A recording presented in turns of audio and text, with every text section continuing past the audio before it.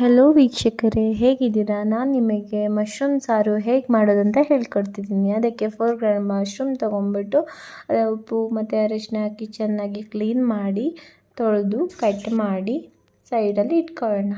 ಇವಾಗ ಕಡಾಯಿಗೆ 2 table spoon ಎಣ್ಣೆ, ಏಲಕ್ಕಿ, ಚಕ್ಕೆ, ಲವಂಗ, ಬೆಳ್ಳುಳ್ಳಿ, ಶುಂಠಿ, ಬೇ ಲೀವ್ಸ್, ಒಂದು ಆನಿಯನ್ ಉದ್ದ ಕಟ್ ಮಾಡಿಕೊಂಡು ಹಾಕಿ, ಬ್ಯಾಡಗಿ ಮೆಣಸು, ಒಂದು ಹಸಿಮೆಣಸು, ಮತ್ತು 1 ಟೇಬಲ್ ಸ್ಪೂನು ಗಸಗಸೆ, 1 ಹಿಡಿ ಕೊತ್ತಂಬರಿ ಸೊಪ್ಪು ಹಾಕಿ ಫ್ರೈ ಮಾಡಿ ಲಾಸ್ಟಲ್ಲಿ ಧನಿಯಾ ಪೌಡರ್ ಹಾಕಿಬಿಟ್ಟು ಗ್ಯಾಸ್ ಸ್ಟವ್ ಆಫ್ ಮಾಡ್ಕೊಳ್ಳೋಣ.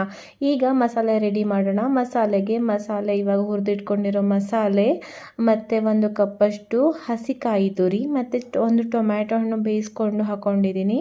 ಹಾಗೆ ಚಿಲ್ಲಿ ಪೌಡರ್, ನೀರು ಹಾಕಿಬಿಟ್ಟು ನೈಸಾಗಿ ಪೇಸ್ಟ್ ಮಾಡ್ಕೊಳ್ಳೋಣ.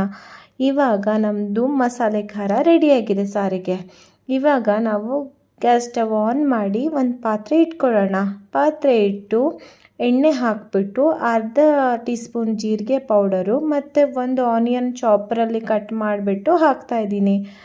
ಹಾಕಿಬಿಟ್ಟು ಸ್ವಲ್ಪ ಫ್ರೈ ಮಾಡಿ, ಅದು ಗೋಲ್ಡನ್ ಬ್ರೌನ್ ಬರಬೇಕು, ಅಲ್ಲಿವರೆಗೂ ಫ್ರೈ ಮಾಡಿ. ಆನಿಯನ್ ಸಾಫ್ಟ್ ಆಗುತ್ತಲ್ಲ, ಆವಾಗ ಸಾರು ತುಂಬ ಟೇಸ್ಟಾಗಿ ಬರುತ್ತೆ. ಇವಾಗ ಮಸಾಲೆ ಹಾಕ್ಕೊಂಡು ಎಣ್ಣೆಯಲ್ಲಿ ಫ್ರೈ ಮಾಡ್ಕೊಳ್ಳೋಣ. ಸ್ವಲ್ಪ ಎಣ್ಣೆಯಲ್ಲಿ ಫ್ರೈ ಆದರೆ ಸಾರಿನ ಟೇಸ್ಟು ಚೆನ್ನಾಗಿ ಬರುತ್ತೆ. ಆಮೇಲೆ ಫ್ರೈ ಮಾಡಿಕೊಂಡು ನೀರು ಹಾಕೋಣ. ಮಸಾಲೆ ಹೊತ್ತಬಾರ್ದಲ್ಲ, ತಳ ಹಿಡ್ದು ಹೋಗುತ್ತೆ ಮಸಾಲೆ, ಆವಾಗ ಒಂಥರ ಹೊತ್ತೋಗಿರೋ ಸ್ಮೆಲ್ ಬರುತ್ತೆ ಸಾರಿಗೆ. ಸೊ ನೀರು ಹಾಕ್ಕೊಂಬಿಟ್ಟು ಇವಾಗ ಪ್ಲೇಟ್ ಮುಚ್ಚಿ ಇಡೋಣ. ಪ್ಲೇಟ್ ಮುಚ್ಚಿಟ್ಟಾದಮೇಲೆ ಈ ಲೆವೆಲಲ್ಲಿ ನಾವು ಸ್ವಲ್ಪ ಉಪ್ಪು ಹಾಕ್ಕೊಂಬಿಟ್ಟು ಆಮೇಲೆ ಮಶ್ರೂಮ್ ಹಾಕಿಬಿಟ್ಟು ಇವಾಗ ಹುಟ್ಟಾಡ್ಸೋಣ, ಫ್ರೈ ಮಾಡ್ಕೊಳ್ಳೋಣ. ಸ್ವಲ್ಪ ಫ್ರೈ ಮಾಡ್ಕೊಳ್ಳೋಣ. ಆ ಮಸಾಲೆಯಲ್ಲಿ ಮಶ್ರೂಮ್ ಬೇಯಿದ್ರೆ ಸಾರಿನ ಟೇಸ್ಟು ಇನ್ನೂ ತುಂಬ ಚೆನ್ನಾಗಿ ಬರುತ್ತೆ.